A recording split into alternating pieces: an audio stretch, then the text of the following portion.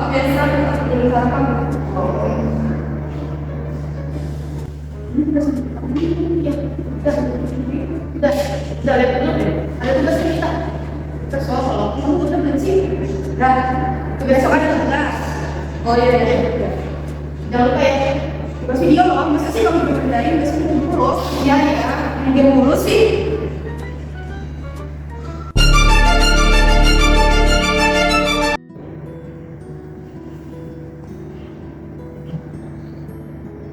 Guys, bagus gak sih foto aku ini? Mau masukin di Instagram. Nah, cantik sih ya. Semua aja. Ya, tuliskan putih gak? Putih. Oh, nggak tahu yang lain ini sih. Natural kok bagus. Oke.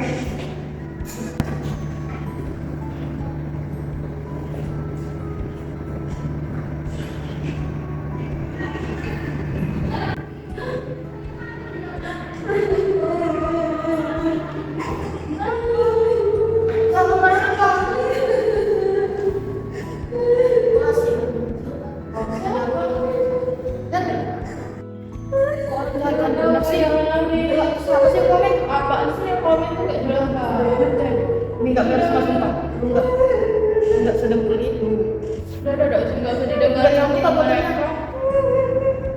Sumpah nih orang jahat bener. Kok jelek banget sih komenannya? Siapa sih?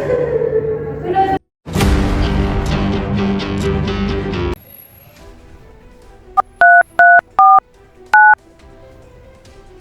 Halo, selamat pagi Ibu. Halo. Ya, selamat pagi. Ya. Saya dari bank kami memberitahukan bahwa Ibu telah memenangkan undian uang tunai sebesar 250 juta rupiah Ibu. Hah? Undian apa ya Pak? Undian uang tunai Ibu, karena Ibu telah menabung sejak lama dan menggunakan bank kami ini. Loh, perasaan saya nggak pernah deh Pak menggunakan bank kami itu. Ya Ibu, pemenang ini memang dipilih secara acak Ibu, dan nama Ibu telah terpilih untuk mendapatkan uang tunai tersebut. Ya Ibu, bagaimana Ibu? Apakah kami mau segera mengirimkan uangnya? Oh iya boleh. Ya. Syarat apa ya Pak? Syaratnya yaitu Ibu harus mengirimkan kode OTP yang akan kami kirimkan kepada Ibu. Pak, tapi kan kode OTP itu tidak boleh dikirim ke siapa-siapa Pak. Siapa? Ini aku dapat apa? Hadiah dari pihak bank kami katanya uang 250 juta. Hah? 250 juta? Iya, 250 juta. Itu penipuan nggak sih? Tahu, tapi katanya aku dapat undian. Aduh, nggak perlu zaman sekarang. Kalau kode OTP kan OTP tadi. Itu Ibu berbicara dengan siapa? Ya Bu, jangan Ibu sampaikan kepada orang lain ya Bu, cukup Ibu sendiri saja yang tahu. Oh, saya sama teman saya, nggak usah di-endorse. Itu penipuan, saya juga pernah kemarin ditipu. 2 juta itu. Tapi saya katanya nggak usah nanti. Nanti kalau kamu kasih kode OTP-nya, duit kamu tersedot. Oke Pak, bentar ya Pak. Ibu ini, kakak lagi.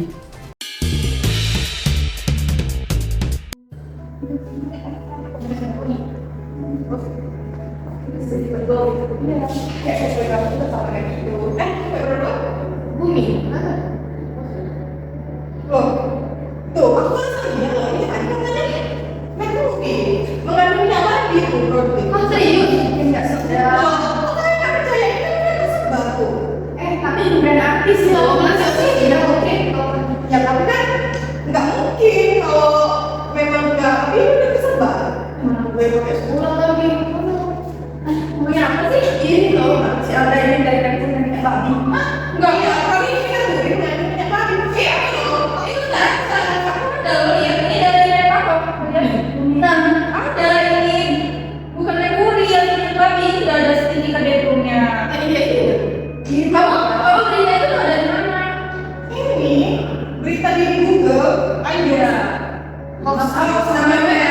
Tahu lagi soalnya ini dari apa namanya? Dari tokonya benar ini. Dia officialnya.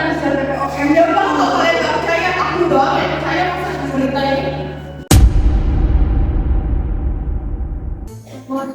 Ya Allah.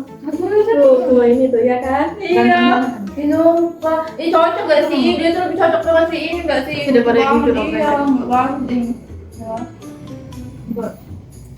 Iya, banget. Iya deh. Kalian pengen gak sih? Kalian lagi nonton apa sih? Drakor. Ayo kita nonton dia deh ini. Loh, Kalau udah bukannya ini belum tayang ya? Kalian ini nontonnya di mana sih? di channel baca. Ada Nggak deh. boleh, tahu nggak? Kalian tahu nggak sih kalau channel bajakan itu sekarang udah ada pasalnya, nggak boleh. Apaan sih? Ah, Orang dia juga nggak tahu. kasihan yang bikin videonya kalau kalian. Nggak kenalnya nggak tahu. Kamu saja nonton apa? Ayo kamu ikut nonton aja, kan mereka juga nggak tahu. Ini Lihat tuh seru filmnya, lihat tuh cowoknya dengan si ceweknya itu. Nih.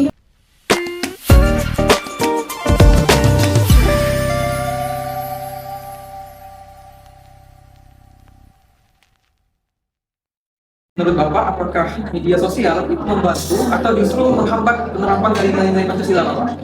Oh ya, oke.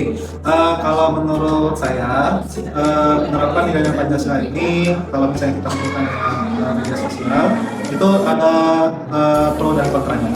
Kalau menurut saya, kalau untuk pro-nya, itu penerapan nilai Pancasila ini, masyarakat bisa lebih tahu apa saja hal-hal yang dapat dilaksanakan dalam masyarakat, karena banyaknya beberapa informasi terkait tentang penerapan Pancasila dan juga bisa dilaksanakan secara langsung ke dalam masyarakat.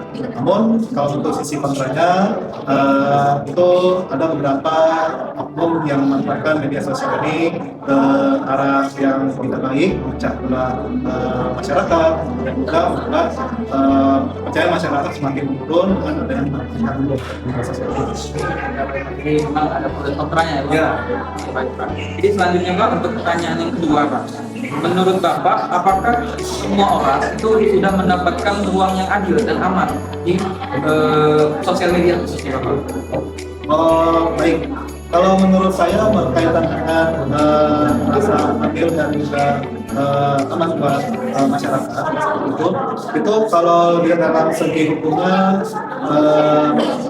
tampaknya masih ada yang belum maksimal, khususnya dalam melindungi masyarakat yang menggunakan media sosial. Contohnya apabila misalnya ada masyarakat yang memanfaatkan media sosial, namun dia tidak sengaja untuk menyampaikan hal-hal yang tidak fantasias seperti itu cyber law seperti itu, para penegak hukum melakukan tindakan-tindakan yang kurang baik kepada pengguna media sosial seperti pemblokiran, kemudian juga penyelidikan langsung menangkap oknum yang melakukan media sosial yang tidak baik dan sebagainya tanpa melihat apa penyebab masyarakat seperti media sosial. Oke, selanjutnya nih, Pak. Bagaimana menurut Bapak untuk menjaga etika dan kejujuran dalam kita bermedia sosial? Karena kan saat ini bermedia sosial kan tentu perlu ada etika, kalau kita kenal kan etika digital, Pak. Kalau menurut saya untuk penggunaan media sosial secara beretika dan jujur itu memang sebaiknya pengguna media sosial harus mengutamakan apa tujuan mereka menggunakan media sosial tersebut. Kalau misalnya memang ingin memanfaatkan pengetahuan, ya itu sampaikan saja dengan cara yang baik. Salah satunya adalah penggunaan referensi yang benar dan juga tepat seperti itu. Dan juga masyarakat di sini memang sebaiknya bisa memanfaatkan media sosial dengan kata yang baik dan tidak menyinggung perasaan orang. Oke, baik. Mungkin pertanyaan yang terakhir nih, Bapak. Apa pesan dan harapan Bapak untuk menjadi pengguna media sosial agar dapat menerapkan nilai-nilai dari Pancasila itu? Jadi kalau menurut saya untuk pesan pengguna media sosial itu diharapkan bisa memanfaatkan media sosial yang baik, ya seperti itu, dan dengan cara bisa menggunakan media sosial yang bijak, kemudian juga tidak menyinggung perasaan orang lain, serta berkomentaran dengan cara yang baik dan diterima oleh masyarakat secara